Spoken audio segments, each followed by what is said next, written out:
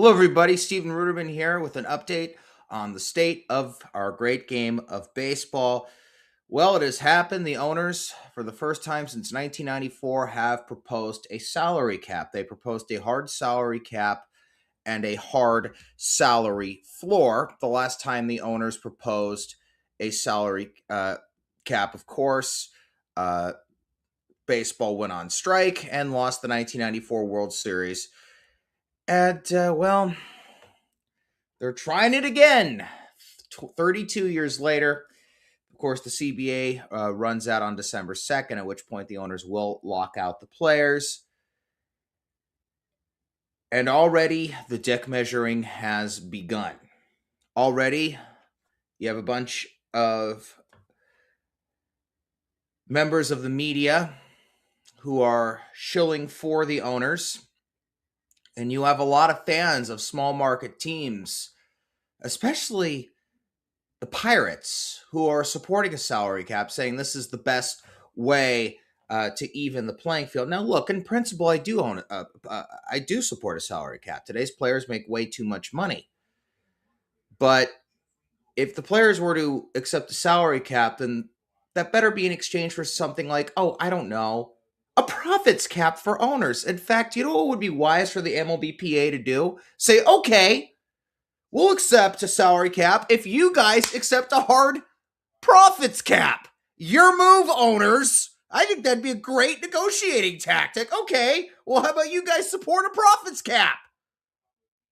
So the salary cap that Major League Baseball is proposing for next season would be $245.3 million. The floor would be $171.2 million, which a whole chunk of teams are well below.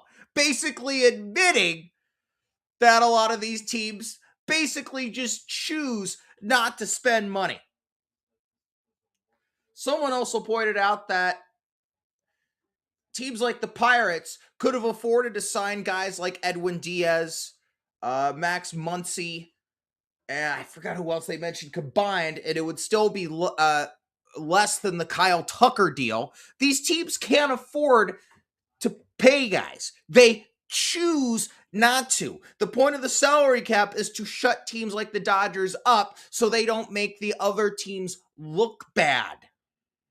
And already the PR campaign has begun, and it's amazing about fans of teams like the Pirates or the Reds or the A's or the Rockies or the Marlins is that they blame teams like the Dodgers, the Mets, the Yankees, the Phillies, the Braves, the Blue Jays. Those are, I think, the 6 top teams in regard to payroll, the teams that actually choose to spend money and choose to, win instead of their blatantly cheap-ass owners. They can't just go to the ballpark and join the sell the team movement. It's your owners. They're all billionaires. Well, all but 3, but they're still multimillionaires. And by multimillionaires, I mean 9-figure net worths, worth hundreds of millions of dollars. All of those poor owners, those poor billionaire, multi-millionaire owners, how are they going to compete with the even richer billionaire owners? Which is why I think a profits cap is a great idea. Teams can only make a certain amount of profits per year.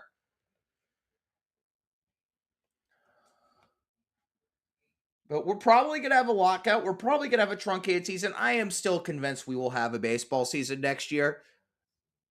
I think the worst case scenario is we get like a 3 or 4 month season next year. But I realized last night, you know what?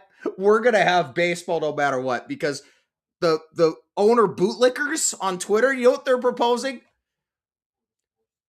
Use replacement players. There. Replacement players. Oh man, fuck 1994. Party like it's 1995. You know what? I say fine. If that's what gives us baseball next year, I call this a win-win. Because 1, it gives us baseball. And 2, it will completely embarrass the owners and their bootlickers. Not to mention, it will be fun to just absolutely go to games and boo the clowns that fulfill the replacement playing rosters. So, My friend Matt Beaver, a friend of his, he and a friend of his co-coined a term called foosbat, which it refers to baseball below regular season college baseball. And foosbat, it's just all the BS involved in the lower echelons of baseball. And the number one rule of foosbat is you cannot capitalize the F under any circumstances. It is not deserving of a capital F. It doesn't matter if it's the start of a sentence or the start of a paper. If you're writing an all caps rant with the word foosbat in it, well, every single letter of that rant can be capitalized, but the F must stand out as the only letter in the entire essay that is lowercase. It still must be lowercase, like, I really hate foosbat.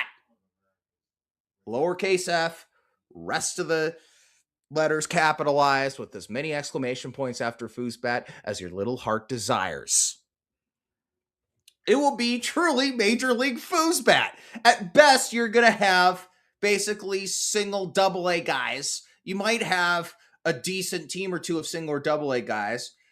You might have, but below that, you're going to have like basically 18, 19-year-olds. Who knows? They might even let some 15, 16, or 17-year-olds play. And you're also going to have a lot of team comprised of like men's league guys.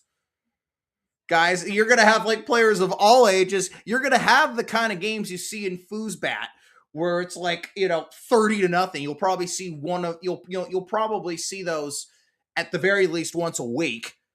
So fine, let them use replacement players. Knock yourselves out, Major League Baseball.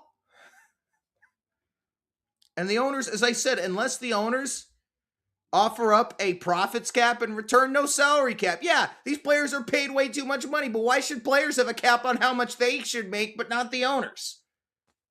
And as I said, MLBPA say, okay, we'll accept the salary cap, but you guys have to agree to a profits cap. Your move.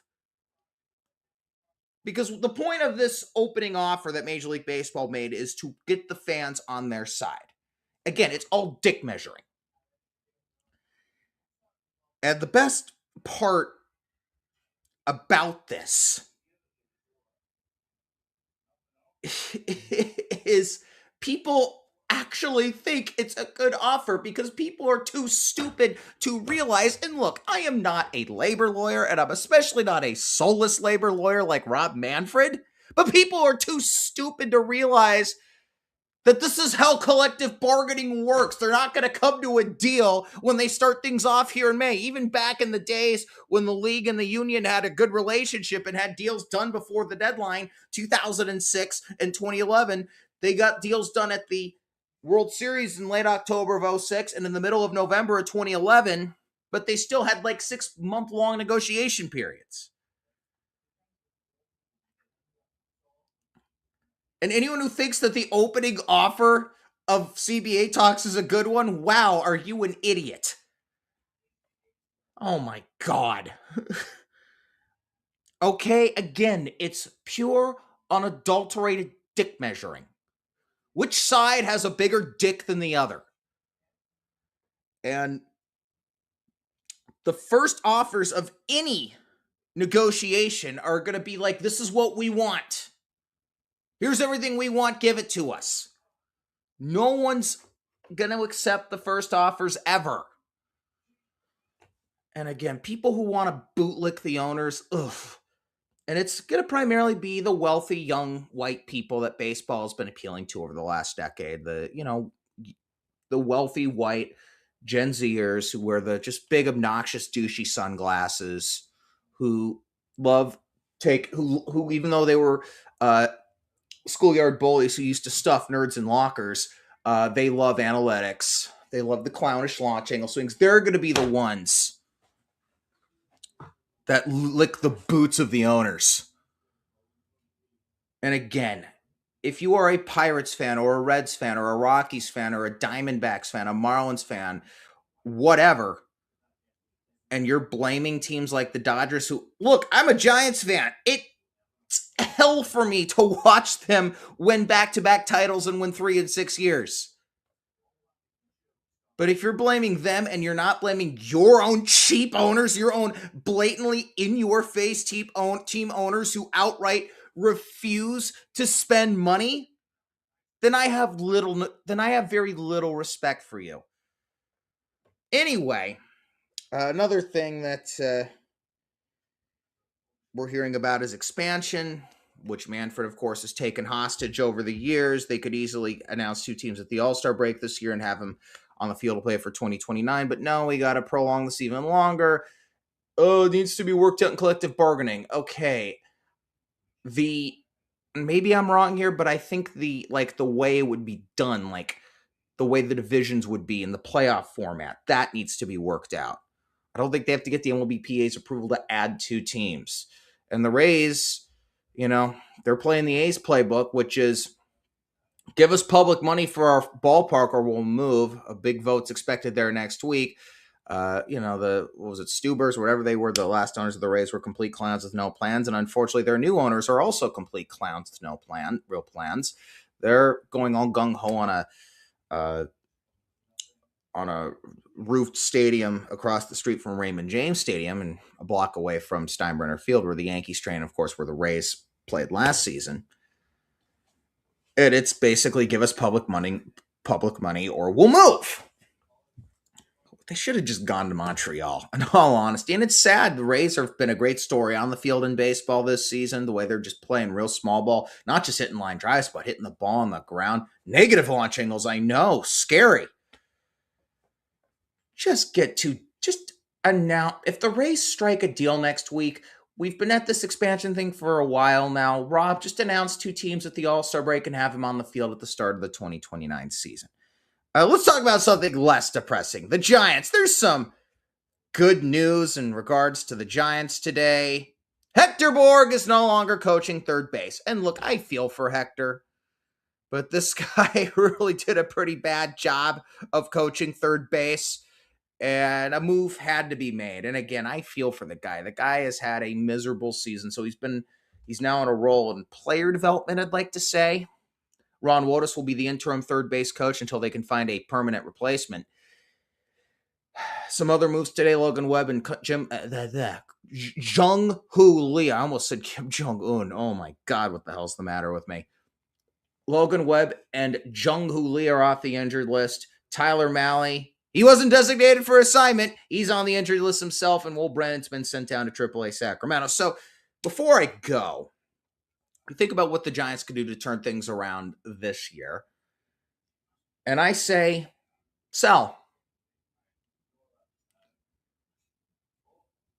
DFA Mahle, DFA Harrison Bader, trade Matt Chapman, and trade Rafael Devers for prospects. You do that, you might just have a chance to turn around this season.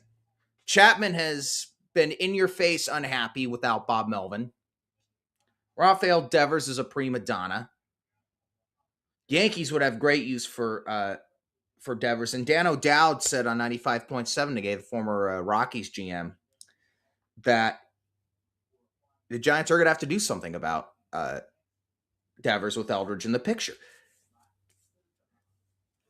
Trade Chapman, Devers, and Bader for prospects. Do it in the next month. But if they could do it in the next 2 weeks, that'd be really cool. Then you can have Eldridge play every day at first, Casey Schmidt, who's having a breakout season, play every day at third, and then you can have Jesus Rodriguez, who has got a very valuable bat, as the DH. And you can give Drew Gilbert, who I think has a lot of talent, the chance to play every day. And defensively, your lineup would be Ramos in left, Gilbert in center, Lee in right. That's your outfield. Chapman at third, Damas at short, Arias at second, Eldridge at first. That's your infield. And then Daniel Susak's doing the catching with Jesus Rodriguez as your designated hitter. That's what they should do. Because it's 2 things. You get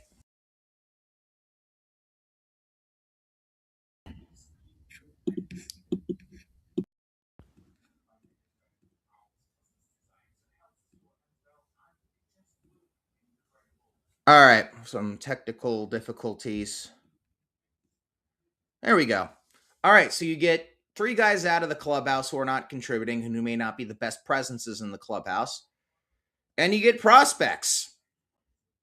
And that kind of thing, teams can turn things around. Last year when the Red Sox traded Devers to the Giants, they were under 500 and they got white hot the second they traded him. If the Giants were to do that, make those three moves, and again, in addition to designating Tyler Mahle for assignment, designate Mahle for assignment, designate Bader for assignment because you're not going to get anything for him. Trade Chapman and Devers for prospects and do it in the next 2 to 4 weeks, and they can turn this season around. You clear guys out of the clubhouse who are either not happy in the case of Chapman or who are hot dogs in the case of Devers and Harrison Bader. You get prospects in return. You allow Eldridge and Schmidt and Jesus Rodriguez to play every single day. Hit a real, true reset button. And things can change. This is baseball. Weird things happen. All right. This has been the Insomniac Lunatic Fringe, a production of Sports Radio Service. The views and language on this program do not represent those of Sports Radio Service, its leader, and my boss, Lee Leonard, or their sponsors. For Lee, I'm Stephen Rubin. Hope you enjoyed my rants and musings today. Giants are in Denver. Let's hope they don't go 3-7 on this road trip, but I think there's a good chance they will. Enjoy the game, everyone.